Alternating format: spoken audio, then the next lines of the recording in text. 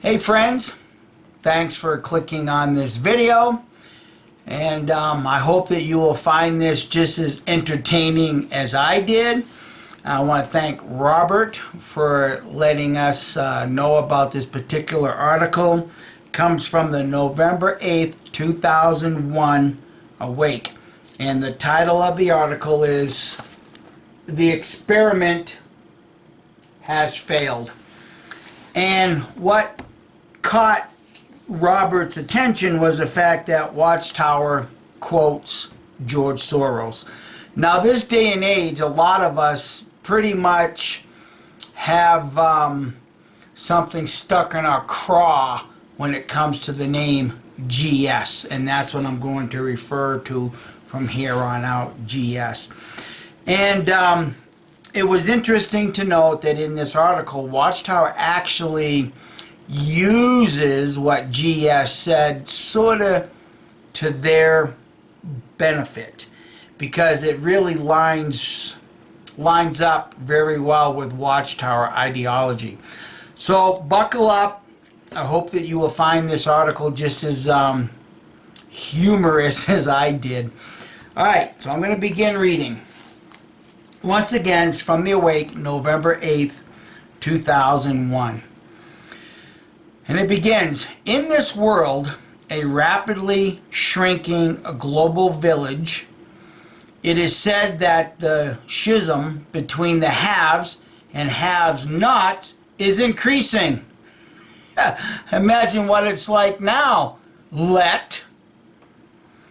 Commenting on the efforts to build a global economy, one international activist group declared, "After 50 years of this experiment, it is breaking down. Rather than leading to economic benefits for all people, it has brought the planet to the brink of environmental catastrophe, social unrest that is unprecedented, economies of most countries in shambles, an increase in poverty, hunger, landlessness, migration, and social dislocation. The experiment may now be called a failure." Now, in true Watchtower fashion, they don't tell you the source. And there's good reason for this. There's really good reason. But in today's day and age, it's as simple as typing in these words. You can go to Google, just do what we did. After 50 years of this experiment, it is breaking down. That's all Kim and I typed in, was that. And it brought us to the source that Watchtower is quoting from. Going on. What went wrong? When men pursue selfish aims, they are bound to cause harm. Sound familiar, friends? Investor financier George Soros, GS, notes, markets reduce everything, including human beings. In parentheses, Watchtower adds labor. And nature, once again, in parentheses, Watchtower adds land. To commodities. Human, now that's the end of the quote. So Watchtower is, adding their words after GS. Human imperfection is also responsible. Echoing the opinions of philosopher Karl Popper, Soros says, "Our understanding is inherently imperfect. The ultimate truth, the perfect design for society, is beyond our reach." So I just want to add something right there regarding GS's statement when he talks about, or where he quotes, where Watchtower quotes, "Markets reduce everything, including human beings and nature, to commodities." No, open markets prevents monopolies.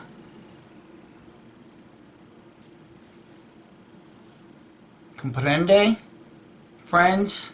Understand, open markets prevent monopolies. Now, what has happened in our societies is that in the light of open markets, bigger companies swallow up smaller companies. And that's why you have monopolies that we see in our society today. That's a big problem. That's part of the failed experiment when larger corporations are allowed to swallow up smaller markets. And that's how humans get hurt. Going on. Economic inequities are hardly new. 8 centuries before, the Bible writer spoke of those, quote, who are defrauding the lowly ones, who are crushing the poor ones, taken from Amos 4:1. That's exactly what you're doing, Watchtower. After observing similar injustices, now I find this next statement a little confusing. An ancient statesman wrote some 3,000 years ago, man has dominated man to his injury, quoting Ecclesiastes 8:9. Why do you qualify Solomon as an ancient statesman, Watchtower? You know as well as I do. According to history, Solomon wrote Ecclesiastes. So why do you qualify him as an ancient statesman? I find that a little confusing. Going on. What is the solution? Can human agency solve the deep economic inequities through international cooperation? Once again, quoting GS, quote, we do not have adequate international institutions, unquote. Quote again from GS, for the protection of individual freedoms, human rights, and the environment, or for the promotion of social justice. Isn't it interesting that all these words I'm reading right now is everyday common words? We need social justice. I'm a social justice warrior. We need, what does it say? Well, I'll get to it here in just a moment. Human rights in the environment, or for the promotion of social justice, not to mention the preservation of peace. Most of the institutions we have are associations of states, and states usually put their own interests ahead of common interest. The United Nations is constitutionally incapable of fulfilling the promises contained in the preamble of its charter, unquote. All of that came from GS. Going on. Should we despair? No. A righteous world government is around the corner. It has the theme of Jesus preaching. It is called the Kingdom of God, and he taught his followers to pray for it. God's kingdom has been established in the heavens, and it will soon remove all injustice from the earth. Instead of being a temporary experiment in rulership, God's kingdom will last forever. It will permanently solve the problems of poverty and oppression. What a magnificent prospect for the poor and the oppressed. Actually, for everyone. I find it very, very enlightening. On some levels, confusing that Watchtower would quote from a source that is exposing a 50-year failure. Now, it comes from, what Watchtower is quoting from is from the Sienna Declaration on the Crisis of Economic Globalization. This was a declaration signed by a large group of not so much environmentalist, activist in 1998. You subtract 50 years of failure, it puts you squarely in 1948. What did the United Nations declare in 1948? That a certain country would now become its own state, and that's the state of Israel. Isn't it interesting that this is a 50-year experiment that in 1998 it was recognized has failed? And yet why today do these globalists continue to push this failed experiment? Think about it. Now, before I read parts of this declaration, I do want to make something known. It's a little known thing, but it's worth chuckling over because I did. Go to Luke chapter 7, verse 14. Reading from the New World Trash Translation. With that, he approached and touched the bearer. And the bearers stood still. And he said, "Young man, I say to you, get up." And the dead man sat up and started to speak. And he gave him to his mother. Now, obviously, Jesus is resurrecting a man that's being carried on a couch, a litter. It's interesting that when you look at the word litter in the Insight book, volume 2, page 258, litter. This is what it says. And some of the other researching that Kim and I have done very briefly into this, the Christian-based Bible will concur. Reading from the Insight book. A portable couch or bed usually covered with a canopy and contained in on its sides, designed so that a person of importance, either seated or reclined, can be carried about by men or beasts of burden. A palanquin is used in the Orient. The royal litter of King Solomon was made of Lebanese cedar wood, with silver pillars and supports of gold, and with the cedar cushion upholstered in costly and beautiful wool dyed reddish purple. The interior was richly ornamented, possibly with ebony. A bearer, or portable funeral couch for transporting the remains of the dead, was known as a Soros.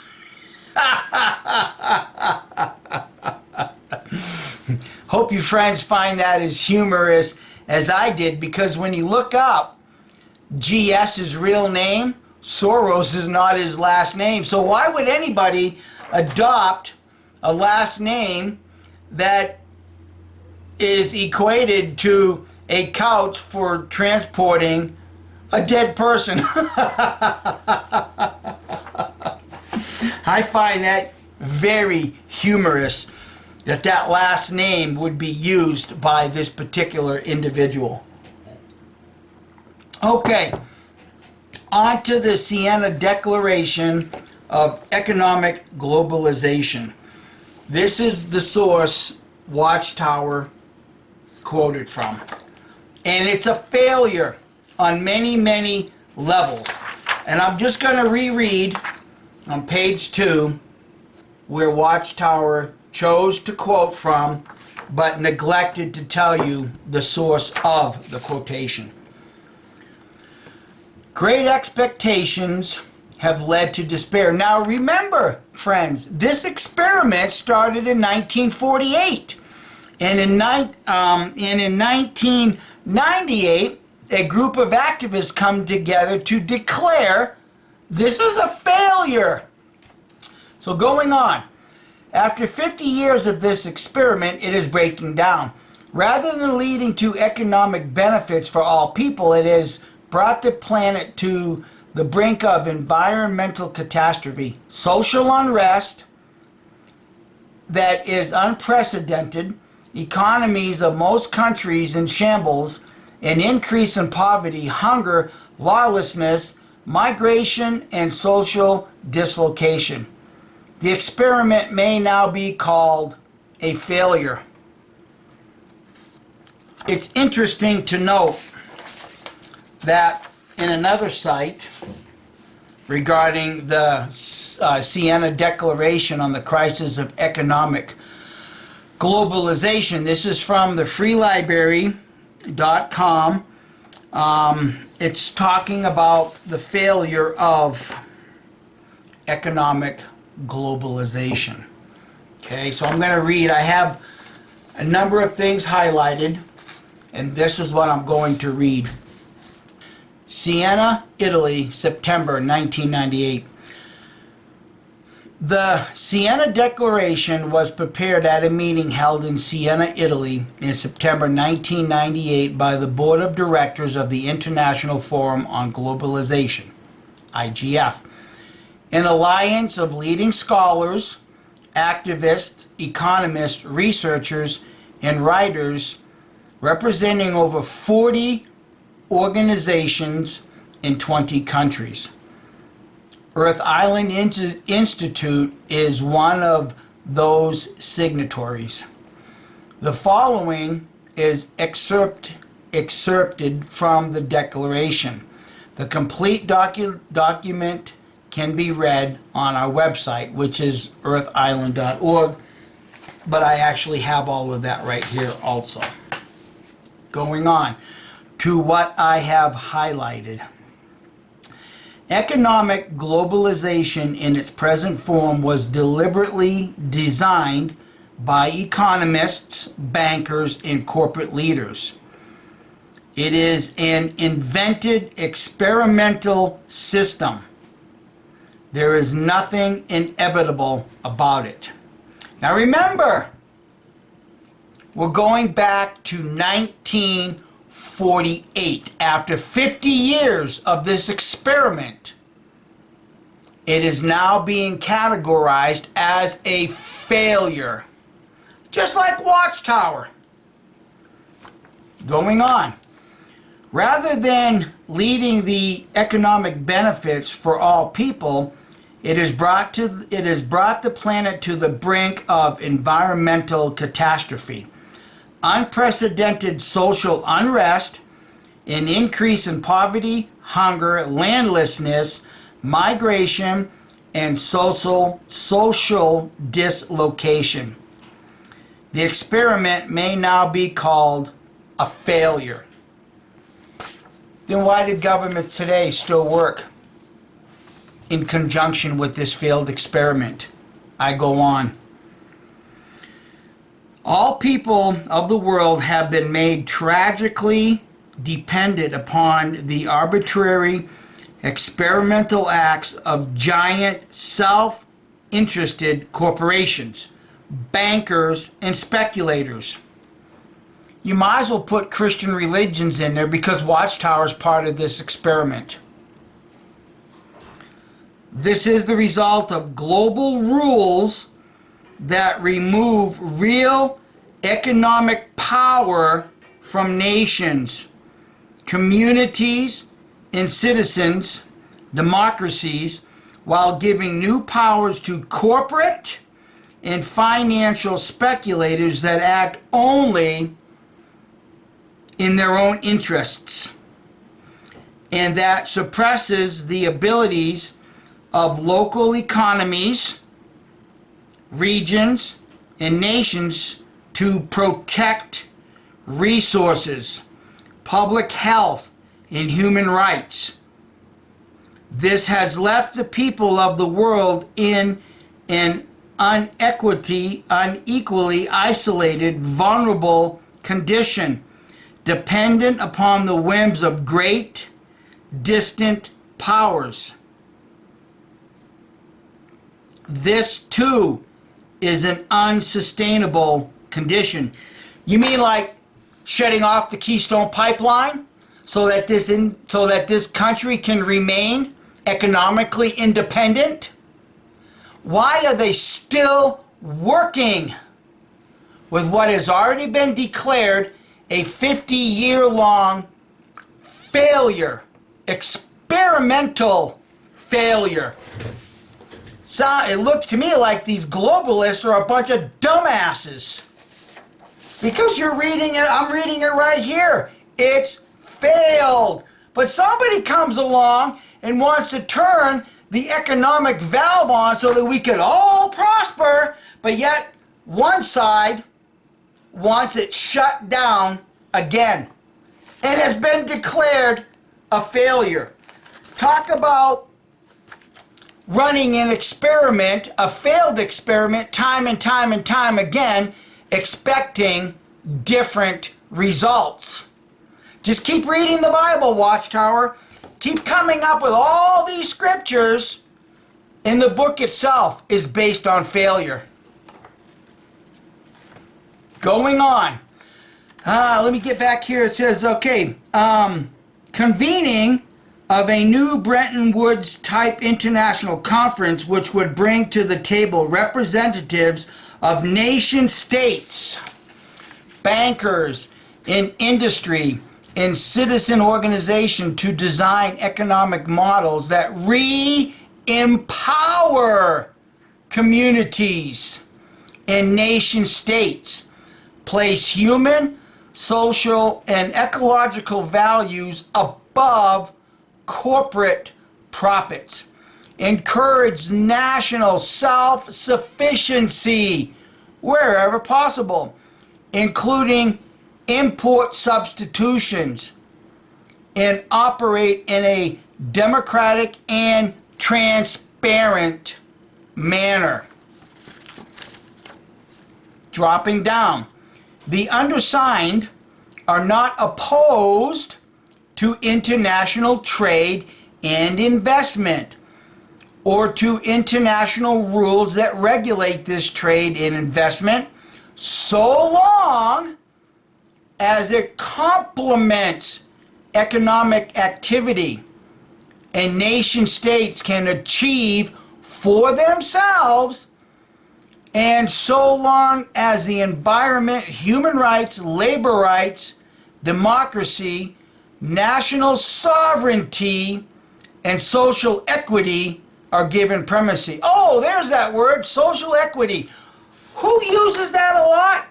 I think it's AOC, but it's completely misunderstood, according to this, friends. Completely misunderstood. Because you know what? You can't do away with certain fossil fuels without harming human lives, human growth. You can't do it. And yet, here again, keeping this all Watchtower, the experiment has failed. Somebody needs to tell the global economists that this experiment has failed. Just like some of us in this community are trying to tell at least Jehovah's Witnesses, if they'll listen, this New World Trash Translation has failed to meet human needs. Instead, they just keep hiding behind it, keep lying not only to their members, but also to themselves.